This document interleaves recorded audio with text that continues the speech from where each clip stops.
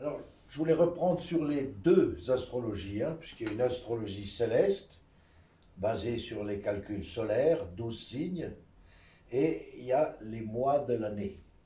Et les mois de l'année, c'est le calendrier lunaire personnel. Donc, chaque mois, le mois dans lequel nous naissons, c'est notre signe du zodiaque. Mais l'année dans laquelle je nais, c'est mon signe divin, sous forme animale, le signe protecteur. Donc il y a une astrologie lunaire et une astrologie solaire. Et comme il y a 12 signes protecteurs, ça veut dire qu'il y en a toujours, il y a 6 axes. 12, chaque signe est miroir de l'autre. Et l'ours est le miroir du lièvre. L'ours représente la force brute et le lièvre représente la métamorphose. J'ai pas fait d'audio-vidéo sur le lièvre encore, mais il y a déjà un article du lièvre où on associe le lièvre qui est au pied de la constellation du chasseur et qui est un clin d'œil au Christ Fils, la renaissance d'Horus. Et le lièvre, dans la mythologie, représente le métamorphe, celui qui est capable de changer de forme. Donc cet axe céleste, parce que même si on est dans l'année de l'ours, il y a quand même le miroir du lièvre. C'est une force d'accélération. L'ours, comme je l'ai dit, il a les sens qui sont très éveillés. C'est une quête du ressenti profond, où l'instinct animal émotionnel est très fort. C'est pour ça que l'ours peut favoriser une amélioration de la connaissance de soi, mais aussi des excès, puisque les enfants ours peuvent finir alcooliques et parieurs. C'est une quête de la source de vie, puisque le saumon représente avant le déluge, le saumon c'est aussi l'ours, comme je l'ai déjà dit, sur les 12 protecteurs divins, la plupart représentent le Créateur. Et donc, dans l'absolu, l'idéal de l'ours, c'est d'apprendre à vivre libre et d'être soi-même. Et parce que l'ours mâle ne reste pas en famille, beaucoup d'enfants de l'ours sont solitaires. Solitaires, soit seuls. Avec l'ours, il y a une quête de l'expérience, du savoir, de la compréhension des choses, de comment fonctionne la nature, les cycles de vie. L'ours, c'est la force brute de la nature sauvage. C'est les conflits entre forcer et faire un effort. C'est l'instinct issu des profondeurs de la terre-mère, puisque l'ours sort de la grotte, et c'est la frontière entre le combat et la combativité, ce qui n'est pas la même chose. Bien sûr que l'ours, nous le verrons avec le roi Arzour, c'est la puissance guerrière. Et pour l'individu, c'est l'affirmation du je suis, j'existe. Pour les Helvètes, c'est l'âme de la forêt. L'ours, c'est l'âme des arbres, c'est l'âme du temple de la nature. Donc il s'agit aussi de construire son territoire individuel, le territoire de l'être, plus que le territoire extérieur. C'est dans les croyances, mais j'aime bien le dire, l'ours est le symbole protecteur des enfants. Parce qu'un enfant qui invoque l'ours inconsciemment, parce que l'enfant naît une année ours, ou l'enfant qui mange beaucoup quand il a des émotions, qui grossit quand il a des émotions, l'ours représente la force. Donc si j'invoque la force de manière consciente ou inconsciente, c'est parce que je me sens en insécurité et j'ai besoin de me défendre. Affirmation du courage, faire des expériences individuelles. Et puis, je le dis souvent parce que c'est important de montrer que païen ne veut pas dire mépris pour le divin, bien au contraire, puisque l'ours est le symbole créateur de notre humanité. Et se relever, se tenir debout, nous verrons que je l'ai déjà dit, voilà. Et je tiens à faire ce petit résumé, puisque le 21e siècle a commencé avec l'ours noir. Ainsi s'opère depuis la fin du 20e siècle une remise en question de l'identité féminine. 1000 masculin, 2000 féminin. 1999, année du saumon éveilleur, multiplication des connaissances et des technologies. Depuis plusieurs années, ça va trop vite, tout va trop vite au niveau technologie. On n'a pas le temps de l'assimiler, qu'on a déjà 20 ans de retard. 2000, année de l'ours noir, femelle, origine commune, esprit de famille, parce que la femelle ours protège ses enfants, comme presque toutes les femelles. Mais quand elle les protège, elle est prête à tuer l'agresseur pour protéger ses petits. Donc, en l'an 2000, l'ours noir, année de naissance de ton fils bien-aimé, l'ours noir était accompagné de la vouivre céleste, qui revient dans 6 cycles de 360 ans et un petit cycle de 18 ans. Et donc, avec la vouivre, elle renforce l'esprit universel. La vouivre, c'est l'humanité. Donc, l'esprit universel de notre humanité. Et le biologiste anglais dont j'ai oublié le nom, qui a démontré que toutes les femmes sont reliées par une unique ancêtre maternelle, la déesse mère Brigantia ou Sophia, Mout en égyptien, la mère source de tous nos Mout-Ar. Parce qu'en argot français, le Mout-Ar, c'est l'enfant de la déesse Mout. Pour la majorité des femmes ayant perdu le lien, et là je suis obligé de le dire puisque j'aime les femmes, et j'honore les femmes, j'ai une grande part de ma culture qui est matriarcale, mais beaucoup de femmes ont perdu le lien avec ce qui est naturel et avec la nature. Le besoin de domination et la carrière professionnelle sont devenus une religion pour beaucoup de femmes. Pour d'autres plus rares, l'existence est devenue une quête d'harmonie par la pratique de soins naturels, de thérapie holistique quantique, un besoin profond d'humanité et d'universalité. C'est pourquoi le rôle fondamental de la femme contribue à une réconciliation des opposés, éveillant l'homme à un élan d'amour et de paix mondiale. Ce n'est pas encore acquis, mais il y a quand même de plus en plus de gens qui ont conscience que nous sommes tous une seule et même famille. L'année 2012 de l'ère chrétienne était représentée par l'ours brun européen, l'ours mâle, année rendue célèbre par le calendrier Maya qui annonçait la fin d'un cycle et non la fin du monde, et donc le renouveau d'un autre cycle, et de manière probable la réalité officielle d'être venu d'ailleurs, mais pas d'une autre galaxie, contemporain de nos ancêtres et vivant au-delà des terres connues. Donc, ce que je n'ai pas encore fait, je n'ai jamais parlé de la pleine lune, puisque chaque année, le calendrier commence à la pleine lune en novembre, lorsque le soleil est dans le zodiaque classique en Scorpion, et la lune se trouve en Taureau. Donc le scorpion est le signe de la mort, et le taureau est donc un signe vital de la force du printemps, de l'éveil des plantes, de la richesse de la nature. Donc je voulais simplement en dire parce que chaque année, l'année commence à une minute près, puisque nous avons vu que l'année, ça y est, j'ai déjà déplacé, nous avons vu que l'année a commencé à 21h25. Donc on peut faire un horoscope précis.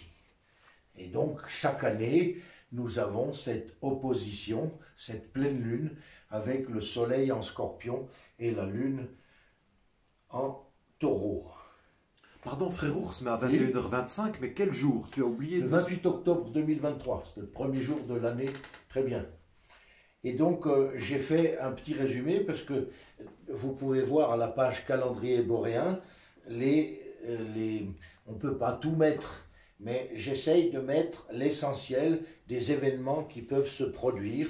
Donc si vous allez à la page calendrier boréen, vous avez les 8 cérémonies annuelles, les 4 cérémonies lunaires, les 4 cérémonies solaires, et puis vous avez en dessous le calendrier avec les mois. Et donc, puisque nous sommes entre le 24 février et le 25 mars, nous sommes encore dans la lune de la Corneille. Et je t'avais dit, quand on est dans une année femelle, on regarde la colonne de gauche, puisque la lune de la Corneille est aussi le soleil de Morvar, le cheval de mer. Donc quand l'année est masculine, on regarde plus volontiers le calendrier solaire, et quand l'année est lunaire, on regarde plus facilement le calendrier lunaire, mais les deux sont tout à fait valables. Donc je dirais plutôt corneille pour une fille et cheval de mer pour un garçon, parce que voilà, ça donne l'identité. Parce qu'aujourd'hui, on voit bien avec les gens qui veulent changer d'identité sexuelle, les Gaulois étaient réincarnationnistes. Donc si je suis incarné dans le corps physique d'un garçon, c'est parce que mon âme a pris la décision d'œuvrer dans une vie masculine. Et si nous avons la ménopause et l'andropause, c'est parce que la nature nous montre aussi qu'à environ 50 ans, nous avons une augmentation des hormones femelles pour le garçon et mâles pour la fille, pour nous apprendre à mieux ressentir les besoins et les caractéristiques de l'autre sexe. L'homme en général s'adoucit après l'andropause et la femme timide va s'affirmer avec l'andropause puisqu'elle a une augmentation des hormones mâles. Donc de toute façon, la vie nous confronte aux deux sexes. La vie nous confronte en thérapie. C'est grâce à mon énergie féminine que je peux lâcher prise, que je peux faire la paix, que je peux apaiser les émotions fortes. Mais le masculin, c'est la direction, c'est le but, c'est la clarté d'esprit. Donc si nous avons une maman et un papa, s'il y a le jour et la nuit, c'est bien parce qu'il y a une dimension intérieure et une dimension extérieure. Nous avons besoin des deux. L'équilibre doit être dans un calendrier solilunaire. Les deux doivent être interprétés. Donc le calendrier du 1er janvier au 31 décembre est purement solaire. Mais dès qu'on utilise la lune, eh bien, on met le calendrier de l'âme. La lune se réfère plus à ce que nous sommes dedans et le soleil représente plus ce que nous faisons dans la société. Donc ça peut paraître un peu compliqué, mais au fur et à mesure, eh bien, on comprend que, eh bien, il y a nous et il y a l'ensemble. Voilà. Et puis la nuit, c'est bien la vie privée. Et le jour, c'est bien la vie sociale. Il y a des gens qui bossent la nuit, mais on est censé quand même plutôt être de jour et repos de nuit. Dans les grandes villes, bien Voilà. sûr. Donc en tout cas, si vous voulez des petits détails sur Donc j'ai mis par exemple la position de Mars dans chaque signe jusqu'à la fin de l'année, parce que Mars c'est l'action, c'est ce que nous faisons, c'est nos muscles. Donc Mars c'est l'action. Un coup de Mars et ça repart. Donc tous les mois, je montre quand Mars change de signe, ça nous permet un peu de sentir où l'énergie de l'action est censée se diriger. Alors ce qui est fondamental et que je n'ai pas fait jusqu'à présent, c'est simplement d'expliquer que tous les mois, il y a une pleine lune, simplement celle du mois de novembre, enfin octobre-novembre, celle où le soleil est en scorpion et la lune en taureau, est la plus puissante de l'année, parce qu'il s'agit de l'axe des valeurs matérielles. Et dans la caricature, le scorpion détruit la matière et le taureau construit la matière. Donc c'est l'axe de l'équilibre entre les choses nécessaires, avoir un chez-soi, avoir un territoire, avoir de quoi manger, et la transmission par la descendance. Mais il y a aussi la vie intérieure. Donc l'axe est toujours miroir de l'autre, comme un plateau de balance qui cherche en permanence son équilibre. Trop de scorpions, c'est le secret, c'est la mort, c'est la rancune. Trop de taureaux, c'est la jouissance matérielle, terrestre. Voilà, c'est trop d'excès dans les deux sens. Mais ce qui est intéressant, c'est que la pleine lune, c'est une relation entre mariage et divorce, entre richesse et pauvreté, entre construire et détruire, entre nourriture et famine, parce que la nourriture serait le taureau et la famine serait le scorpion, entre la parole, puisque le taureau correspond en médecine au cou, donc aux cordes vocales. Donc d'un côté on a la parole et de l'autre côté on a le silence. Et souviens-toi que je t'ai dit, la pleine lune, c'est la manifestation des émotions secrètes. Parce que la pleine lune, c'est le seul moment où on peut se promener en forêt, parce qu'on voit ce qu'il y a autour de nous. Donc comme on le sait dans la police, comme on le sait en psychiatrie, à la pleine lune, souvent il y a plus d'angoisse, il y a plus d'insomnie et il y a plus de crimes. Parce que tous les gens qui ont des secrets, tous les gens qui ont des mensonges à cacher, ont plus de peine à les cacher à la pleine lune. Parce que la pleine lune représente la mise en lumière de ce qui est ténébreux. Donc ce qui est intéressant, c'est que la pleine lune représente chaque mois, et celle de Samonios du passage au Nouvel An est encore plus forte, mais elle représente un lien entre naître et naître. N'-E-T-R-E. Entre être et ne pas être. Entre contrôle et lâcher prise. Parce que l'énergie du scorpion, c'est les services secrets.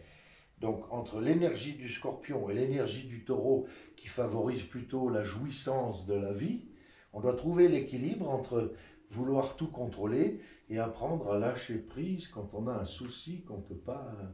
Et d'ailleurs, tous ceux qui veulent contrôler sont prisonniers. Et le contrôle est un manque de confiance en soi. Quand j'ai confiance en moi, je ne cherche pas à contrôler les autres. Donc, la pleine lune représente la mise en lumière sur l'inconscient. Elle présente l'instinct exacerbé. Parce que si on ne fait pas la paix, ça augmente la violence, ça augmente les frustrations. C'est tout ce qui est lié à la vie secrète. Notre vie secrète doit être dévoilée. Peut-être pas à tout le monde, mais le jour où tout le monde sera bien dans sa peau, ben on n'aura déjà plus besoin de contrôle, mais on n'aura plus besoin non plus de secrets. Parce que je le dis tous les jours que les secrets sont les pires poisons pour la santé biologique et pour la santé spirituelle. Ce sont les secrets de famille qui détruisent notre vie. Si nos parents nous racontaient tous les malheurs, eh ben on aurait une vie plus solide, moins bouleversante. Donc, avec la pleine lune, on a le désir de possession. On peut avoir une augmentation du désir de possession qui nourrit la peur de la dépossession. Plus je désire posséder, plus j'ai peur d'être dépossédé. Ce qui peut programmer des infarctus du myocarde. Donc, la peur de la perte, la perte d'un enfant, c'est le cancer des couilles. La peur de lâcher les possessions, quand on a peur de perdre, ça peut être aussi la constipation. Donc, constipation, c'est le fait de garder l'eau. L'eau, c'est les liquides, qui peuvent être à la fois l'argent et les liens émotionnels avec maman. Bon, je mets un peu de temps, mais comme je n'ai jamais parlé de la pleine lune, je le fais dans cette audio-vidéo, puisque l'ours, que ce soit le mâle ou la femelle, c'est un animal qui ressemble tellement à l'être humain. Quand tu observes un ours posé, assis, puis qu'il est en train de manger des myrtilles, eh bien, c'est un ours. Et d'ailleurs, il y a beaucoup de traductions qui parlent aussi de l'ours qui pleure, ou qui se lamente, ou qui raconte des histoires. Nous verrons aussi une des traductions d'ours que j'ai faites il n'y a pas très longtemps, parce que je n'ai pas encore traduit le Sioux Lakota et des langues que je trouve très savoureuses, qui sont particulières, faisant partie des langues les plus difficiles au monde. Eh bien, une des traductions de ours, nous le verrons, c'est celui qui donne la parole à l'être humain. Donc, voilà, donc l'ours, on a l'impression des fois qu'il parle, qu'il te raconte une histoire, il te dit quelque chose. Si j'ai peur de ne pas pouvoir garder mes possessions, cela peut créer une occlusion dentaire. Parce que les dents, c'est ce qui sert à attraper. Donc, je ne vais pas aller dans les détails, mais il y a assez d'articles de médecine pour déjà comprendre l'analogie. Tout ce qui n'est pas guéri dans le clan va se reproduire. Les conflits psychologiques de mes parents deviendront les conflits psychologiques de leurs enfants. Donc, avec la pleine lune, et en particulier la pleine lune de novembre, octobre-novembre, donc la pleine lune de Samonios, celle du Nouvel An, celle qui nous intéresse le plus, celle qui a donné la Toussaint chez les chrétiens, eh bien, c'est d'apprendre à crever l'abcès, à lâcher la peur de l'inconnu, à faire parler nos secrets. Parce que, avec cette image de la lune et du soleil face à face, on peut avoir peur de la vie, peur de la mort de notre mère, peur de la mort de notre enfant. Parce que les pleines lunes viennent raconter des histoires d'enfants morts à la naissance, soit de maman morte en couche. Donc, la pleine lune invite les mamans à raconter à leurs enfants les secrets de grossesse. Et aussi les grossesses cachées, puisque la pleine lune représente l'accouchement. Donc, toutes les choses en opposition entre le taureau et le scorpion, entre la lune et le soleil, c'est-à-dire l'instant où le jour et la nuit se font face. La nouvelle lune, c'est un mariage dans l'esprit, et la pleine lune, c'est un mariage dans la matière. Ce qu'on appelle en astrologie une opposition. L'opposition est très difficile à vivre parce que c'est un mariage dans la matière, c'est-à-dire unir deux opposés ensemble. Chose la plus difficile, c'est évident. Prendre le meilleur du scorpion, prendre le meilleur du taureau, prendre le meilleur du lièvre, prendre le meilleur de l'ours et faire la synthèse. Alors j'aime bien le jeu de mots parce que le scorpion c'est la mort, le taureau c'est aussi la vache et tout le monde connaît l'expression « mort aux vaches ». Donc la mort qui enrichit, puisque le scorpion c'est la mort, le taureau c'est la richesse. Donc la pleine lune de Nouvel An peut représenter les conflits d'héritage, la mort qui enrichit, et aussi les mémoires de prostitution, puisque le scorpion est aussi le signe du sexe, donc le sexe qui enrichit vient raconter des mémoires de prostitution. En tout cas, pour tous ceux qui ont beaucoup de secrets de famille ou pour les orphelins, la pleine lune aide à retrouver par intuition, par sensation cellulaire, des mémoires anciennes. Donc la pleine lune est à la fois un symbole d'accouchement, mais aussi vient raconter des morts de femmes en couche et des morts d'enfants morts-nés. C'est aussi les finances, le scorpion représente les banquiers, donc vengeance financière ou vengeance sexuelle. Les mémoires de viol sont représentées par la pleine lune. La menace sur la vie, la mort du sexe, la mort du désir, on peut aussi ne plus avoir d'envie. Jalousie matérielle, jalousie affective, jalousie professionnelle, parce que le taureau est possessif, le scorpion, il peut être jaloux. Et puis la possession, elle a deux sens. Parce que ça, je suis obligé d'en parler parce que cette année, c'est très fort. Alors, vous savez que toutes les sociétés secrètes pratiquent des rites de magie pour obtenir des bonus, pour pouvoir monter en grade dans une société qui, aujourd'hui, a perdu tout sens de la vie.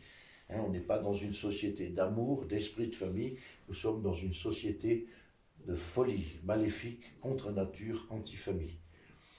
Donc, avec la pleine lune, il peut y avoir les conflits d'opinion et de comportement. Rappelez-vous que la pleine lune, autant que l'énergie de l'ours,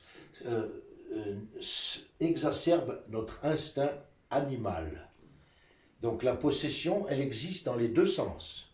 On peut être possessif, possessif avec ses enfants ou avec sa femme ou avec son mari.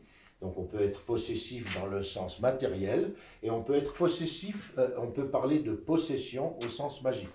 Les gens qui se sentent possédés. Et ça, c'est le clin d'œil pour les gens qui changent de sexe, parce que lorsque je me fais couper les couilles, j'ai plus de risques d'être envahi par des mauvaises entités. Alors, ça peut être aussi un désir d'attacher l'enfant, ou ce qui représente l'amour. Et quand une femme fait un enfant avec un homme pour pas qu'il le quitte, elle programme chez ses enfants des pathologies de sclérose en plaques, bien sûr. Alors, car l'enfant qui peut représenter une entreprise, une création visuelle, parce que quand on ouvre un magasin, c'est la création d'une entreprise, c'est le même principe. La date de naissance d'un enfant ou la date de naissance d'une entreprise, c'est le même principe. Donc, quand l'enfant est conçu par l'un pour fixer l'autre, eh bien, on va programmer des conflits de mobilité. Je ne veux pas que tu me quittes. Donc, la paralysie est aussi un bon moyen d'obéir à l'injonction parentale. Je suis paralysé, donc je ne peux pas quitter ma famille. Si l'enfant est conçu pour empêcher de briser une union, un mariage, on peut aussi faire un enfant pour que les parents soient obligés d'accepter le mariage. Et ça programmera des pathologies d'anévrisme cérébral, soit des hémiplégies. Un côté est d'accord, l'autre ne l'est pas. Alors ça, c'était pour parler de la pleine lune. La pleine lune montre systématiquement des contradictions, des oppositions que nous devons apaiser dans la voie du milieu. Donc la pleine lune représente des mémoires de désunion familiale à réconcilier, à apaiser et à guérir. Parce que la force suprême, c'est la guérison. Et de tous les animaux, l'ours est un de ceux qui guérit plus vite que les autres. Il a une force qui lui donne cette faculté. Voilà. Donc on peut aussi se poser la question, parce que tout le monde n'a pas la même histoire, mais tout le monde passe par la pleine lune. Donc avec la pleine lune, on peut chercher dans notre famille plus facilement s'il y a eu un conflit, une guerre, une violence entre deux membres de la famille, quelle a été la plus grande opposition dans mon clan paternel et dans mon clan maternel. Parce qu'on est bien clair que l'opposition du soleil et de la lune montre une opposition entre les hommes et les femmes. À chaque pleine lune, on est dans le conflit d'opposition entre le pouvoir masculin et le pouvoir féminin. Donc la pleine lune va favoriser la mémoire des secrets de famille. Donc même si on est orphelin, le fait d'écouter son cœur plus profondément, eh bien, qui est mort de faim? Qui a fait la guerre à qui et pourquoi? Qui a lutté pour garder son territoire ou sa richesse? Et puis, toujours aussi, qui a voulu d'un enfant? Qui n'a pas voulu de cet enfant? Souviens-toi, on a parlé des suicides. Hein? Qu'est-ce qu'un programme de suicide? Hein? Quand une femme dit « je suis tombée enceinte », quand une femme est tombée enceinte, le conjoint peut ne pas avoir envie d'être père. Et si je veux que l'enfant meure, je le programme pour un suicide psychologique. Et si les deux parents veulent que l'enfant meure, mais que c'est trop tard pour avorter, hein, maintenant on peut avorter jusqu'à 9 mois, ce qui est bien une abomination, eh bien l'enfant est programmé pour le suicide biologique. Voilà. Et puis, donc ça c'était très important, parce que cette année, dans l'astrologie classique, eh bien l'ascendant qui représente l'apprentissage, l'incarnation, le corps, donc si vous êtes ascendant bélier, ça veut dire que sur le plan physique, c'est la tête. Beaucoup d'ascendants bélier ont des maux de tête ou se cognent la tête. L'ascendant taureau, ça sera le cou. L'ascendant gémeaux, ça sera les poumons et les épaules, etc., etc. Donc, si le signe va représenter les tendances médicales, l'ascendant va montrer les tendances accidentelles. Si j'ai un accident, eh bien, on le verra dans l'ascendant. L'ascendant Capricorne va faire des accidents des genoux. L'ascendant Verseau va faire des accidents des chevilles. L'ascendant Poisson n'aimera pas qu'on lui touche les pieds, parce qu'il a une nageoire, il n'a pas de pied. Donc l'ascendant, c'est le corps physique. Donc l'ascendant, en tout cas boréen, puisque tout le monde ne pratique pas l'astrologie occidentale, donc cette année, même si on a déjà 7 mois depuis le 28 octobre, eh bien à 21h25, l'ascendant était dans le signe de la tortue, le signe du cancer. Mais l'ancêtre du signe du cancer, c'est la tortue. Et donc, j'ai pu donc constater que les tendances cette année, quand je dis que l'ours, les enfants de l'ours dépendent de leur mère. Et le soleil en scorpion, la lune en taureau et l'ascendant cancer-tortue montre un besoin très fort de sa mère pour les tout-petits. Donc, augmentation des morts de l'enfant. Hein, rappelons-nous que toutes les femmes enceintes qui se font vacciner, soit elles sont complètement absentes d'intelligence, enfin, en tout cas, il n'y a aucune lucidité quand on accepte d'empoisonner son corps, alors que dans la nature, aucun animal n'est vacciné. Les vaccins, c'est un poison pour l'humanité, pour maintenir les gens en état de maladie, en état de conflit. Donc, combien de femmes enceintes ont perdu leur enfant? Eh bien, même si, quand je fais l'astrologie, quand je fais la numérologie, j'ai tendance à sentir les choses avant qu'elles arrivent. Mais depuis plusieurs années, on commence à voir qu'on n'a jamais eu autant de morts, on n'a jamais eu autant de morts, de crises cardiaques d'enfants qui sont morts au sport, de petits vieux et de femmes qui ont perdu leur bébé. Hein. Tous ceux qui bossent à la morgue ou dans les hôpitaux, eh ben, tout le monde voit qu'il y a eu de plus en plus de morts depuis qu'on a tous les 10, 15, 20 ans, il y a une nouvelle pandémie, allez hop, couche, tire, mets une couche, etc. Donc, cette année, l'augmentation et aussi l'explosion de la famille, ça fait longtemps que je dis que les familles sont explosées, que la famille est le germe de toute société, la destruction de la famille est le germe de la destruction de la société. Donc, augmentation des morts d'enfants, augmentation de la mort du clan, augmentation d'orphelins, de femmes mortes en couche. Ça renforce ce que j'ai dit par rapport à la pleine lune. C'est Mars et Lune, et Mars et Lune, ben, c'est la guerre et la femme enceinte, c'est les avortements, c'est les morts, mort, deuil, crise, conflit entre la mère et l'enfant, rejet de la mère sur l'enfant, soit rejet de l'enfant sur sa mère. Donc, c'est à la fois une année où les tout petits enfants ont encore plus besoin de la protection de leur maman, et en même temps, l'énergie montre que de plus en plus de femmes ne veulent pas, je fais une pause après ça, que de femmes ne veulent pas d'enfants, et de plus en plus d'enfants. J'ai entendu une petite fille qui voulait changer de sexe, elle devait avoir 6 ou 7 ans maximum, et elle disait en anglais, si tu n'aimes pas ta famille, tu n'as qu'à changer de famille. Eh bien, c'est une fuite dans la folie, parce qu'on doit guérir nos conflits familiaux, et on peut partir à l'autre bout du monde, tant qu'on n'a pas changé, nos conflits nous poursuivent. C'est un non-sens. Voilà, donc les conflits entre la mère et l'enfant sont très forts cette année. Foyer, ah oui, et puis le foyer est ailleurs, puisque je ne suis pas bien chez moi, eh bien, c'est tendance aux endométrioses, le fait que la muqueuse de l'utérus se déplace, elle se déplace ailleurs. Donc, les conflits qu'on a dans l'organisme sont toujours des histoires de famille qu'on vient raconter. Donc, la solution, quand je ne me sens pas chez moi, c'est que la muqueuse qui tapisse l'utérus, qui est censée accueillir l'enfant, eh bien, elle migre ailleurs.